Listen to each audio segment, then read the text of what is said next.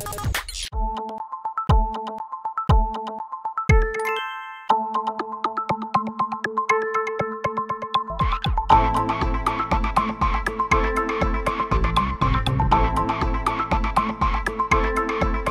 a lot of ways, we approached Halo 3 as picking the best of the best. It's all the things we loved about Halo 1, the things that we really liked about Halo 2, and really trying to deliver the ultimate end-all be-all Halo experience. The main decisions behind multiplayer design in Halo 3 are really about ultimately keeping what's good about Halo and keeping that in, but also taking things that maybe didn't work out as well as we anticipated, or maybe things went in a different direction in Halo 2 and making those things better.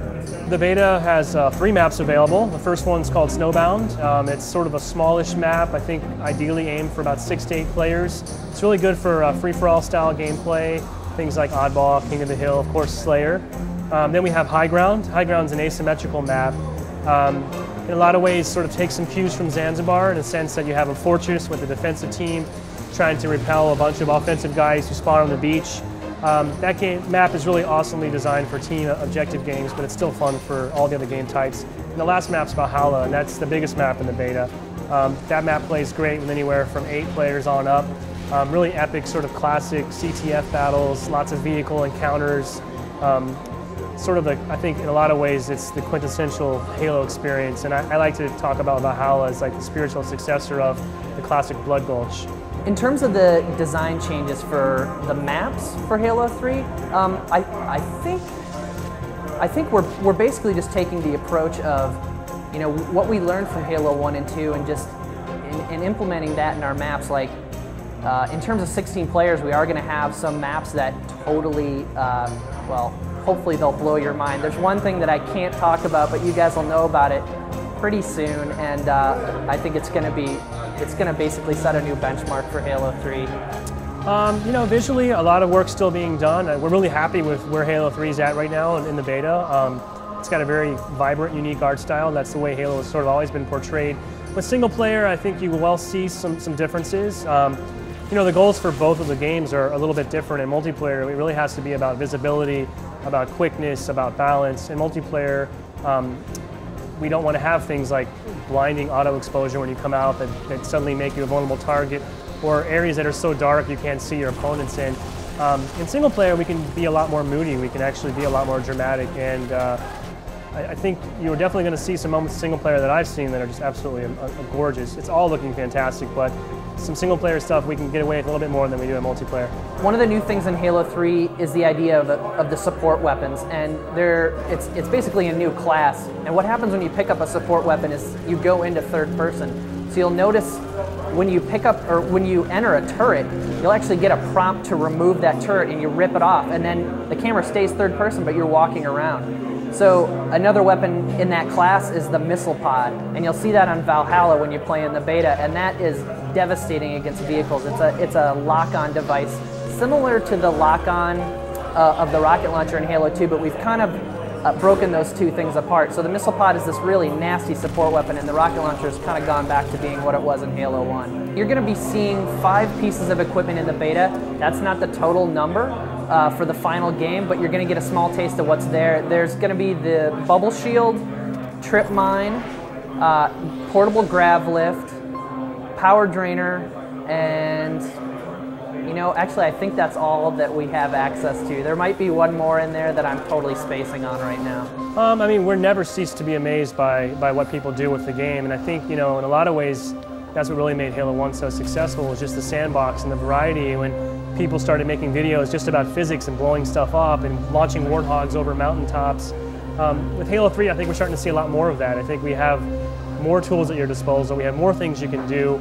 And you know, one example that we've seen where in the office we use the portable grav lift strictly as an offensive means of getting over the wall into the base, and we had some guys from the outside come and play, and their first reaction was to carry it with them inside the base, grab the flag, and then use it to escape the base. And meanwhile, the gate was still closed, so no other defenders could even get out. You know, I would definitely say the jump pad can be used for more than just jumping over walls in an offensive manner. The guy's getting ready to run you over with a mongoose. You throw a jump pad down, it's awesome to watch that mongoose go flying over your head. And by the time the guy knows what's happened, he's probably going to be dead. Well, there's one thing that happened in the Microsoft internal beta that we hadn't even thought of, and it's just people combine equipment. So you'll see somebody actually throw down a grav lift and then drop a bubble shield on top of it. It'll actually raise up onto like an elevated platform to protect someone, for instance. Or someone will throw down a grav lift and then drive a mongoose through it and jump over the entire wall on high ground. So there's all these things. Like Halo is just this crazy sandbox that everything just works together. So you try these things and they just work. We don't even necessarily anticipate them sometimes. Ah, yes, the man cannon. It's super hard to do, but we actually have pulled this off in real-life game scenarios where there's conveniently, there's some fusion cores located right above the man cannons on the Valhalla, and if you get lucky, you can knock them off into the chute, and if it lands on top of a fully loaded Warthog, you can actually take them out. And I have done that, but unfortunately it was my own teammates, but it was still kind of fun. I think the first thing people usually try and do, and we've noticed this when we've had press play the game, is they try and drive a vehicle through it, and of course you can. So, you know, anything that is physical and interactive, you can use with the man cannon. So, you know, you jump into it, you can actually toss grenades, and grenades will be influenced by it. They'll actually fly way out. And even today, for the first time, somebody actually was experimenting with picking up a weapon and dropping a spare gun in there and sending it out to reinforce their midline defense.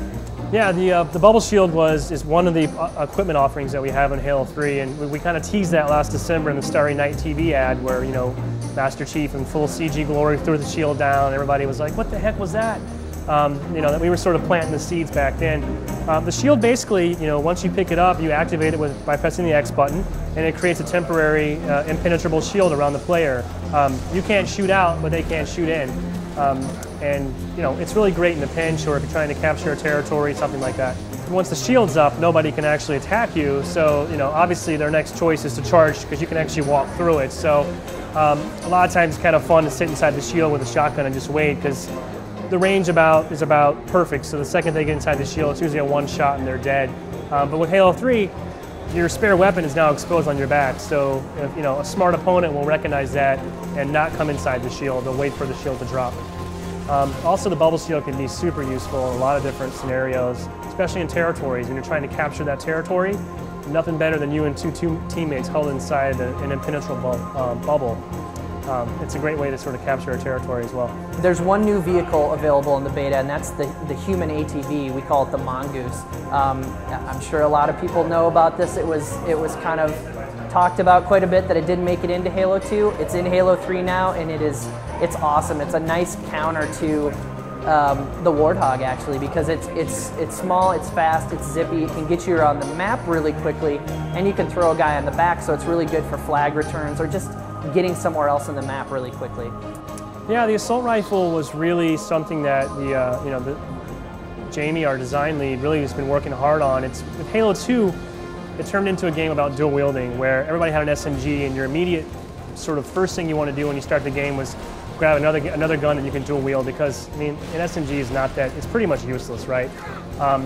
So we used to call internally, sort of before it was really the assault rifle, it was called the ultimate spawning weapon, or USW, and we didn't really know what it was going to be or how it was going to look, but the goal was to make a weapon that you would spawn with that was fun, it was effective, it was fair, but not so powerful that it turned into a game about headshots like the Halo 1 pistol, but not so weak that it turned into a game about dual wielding and sort of the pray and spray mentality that a lot of people have talked about for Halo. So I think that's really how the assault rifle came to be, and then it just kind of made sense to make it modeled after the original classic gun.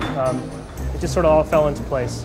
Most of the Bungie team would view the Halo 1 pistol as a broken weapon because really it's overpowered, it's not balanced, and I've had as much fun as everybody else sniping people in blood gulch for hours on end, but I think it was a really one-dimensional aspect of the game, and it turned the game into nothing more than pistol headshots, and I think for that matter, a lot of us we don't love it as much as we know a lot of the fans do.